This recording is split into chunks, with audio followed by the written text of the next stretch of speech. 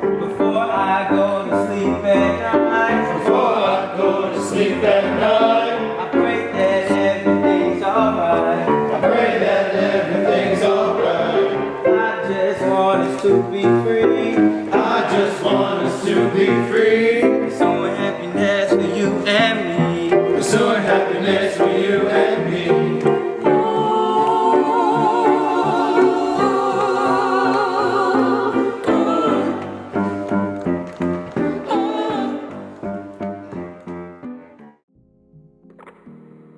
Well, the way that I most like to describe the encampment is it is the solution. You are doing the work of social justice. You're creating the world that you would be fighting for in any social justice movement. And it's a practice run for perhaps something we'll never get in that way. But what I believe is the most powerful thing of the encampment is that because you experience it, you know that it's possible. And we probably will never see a world like the encampment, but knowing that that's possible is a kind of motivation that I don't think you can get any other way. I want to represent my tribe in an educational manner. Learn more about my community and be able to learn more different ways to solve the problem. To learn my background history, and I want to learn more about the civil rights movement. To learn more about what's going on in the communities.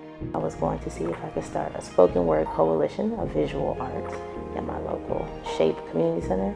I can get a sense of guidance to bring back the diversity program that should be happening at our school but isn't actually.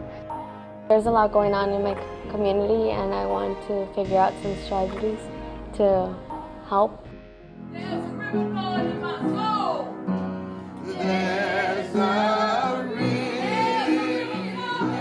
The people are suffering from a lack of knowledge, and that if you want to be a critical thinker and who has the skills and the will to imagine and to put the work into making that vision real, you have to know the history.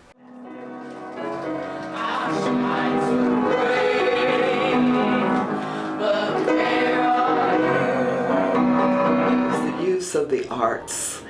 And this piece I think is really very critical because it gives young people the opportunity to interpret the world around them and then to be able to have a way to give voice to their interpretation. Over dramatic gestures, yes. Even in the encampment, as far as people coming to the encampment saying, wow, I thought this was going to be one thing, but I realized it's so much more than that. I realized it's deeper than that.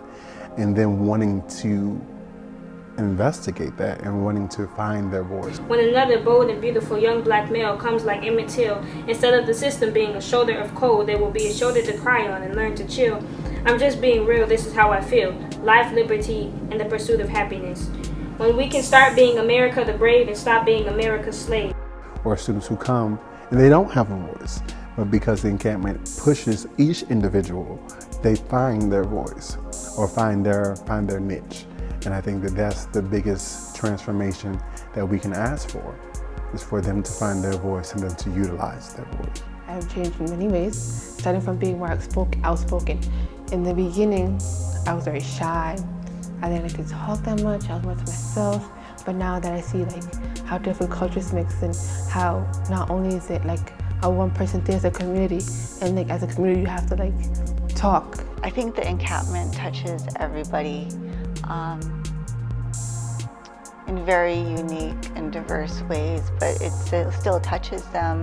It touches their hearts, and it touches their beings, and it challenges them to think about their selves and their identity, and it challenges them to think about where they stand in the world and what they stand for.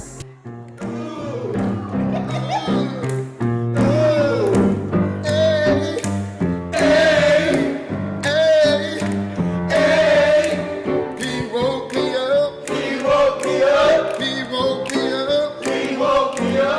the point that I'm trying to get you to is expand it to see that it's not black and white, it's not just rich or poor, it's not male or female, it's oppressed and those who are oppressing.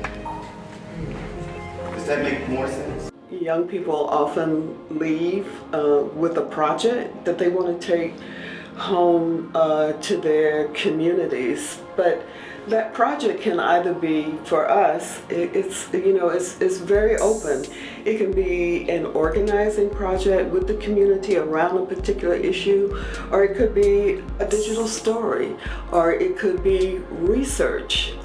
It could be just, sort of like, what is it that has tickled the imagination and curiosity? If we're going to be organizing, then we should have a clear vision of where it is we're trying to go, what it is we want attempting to do. That's where we're going. This year's experience has taught me to take a true stand for what I believe in, and also be a part of the change, not just to talk about it. So when I go home this time, I plan to establish a foster care community and program on my university to serve the underrepresented population of foster youth. Here I feel like I've become more open to working with people I usually am not working with.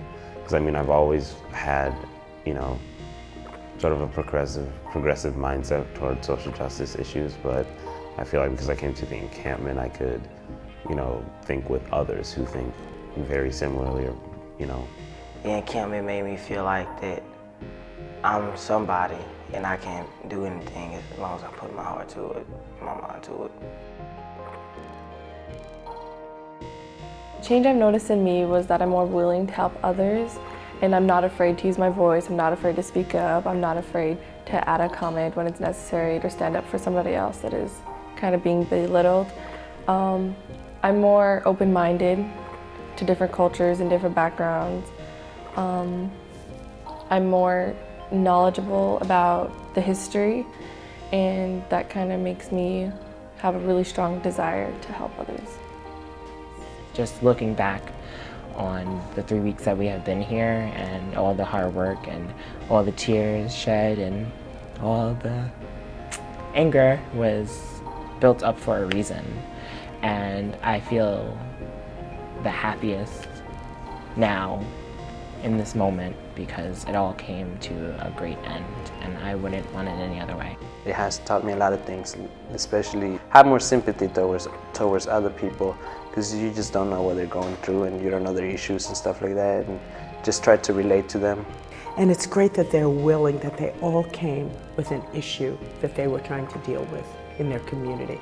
That means they're already thinking about change and being, being forward, moving forward, being the change in their communities, which it's different, it's unique.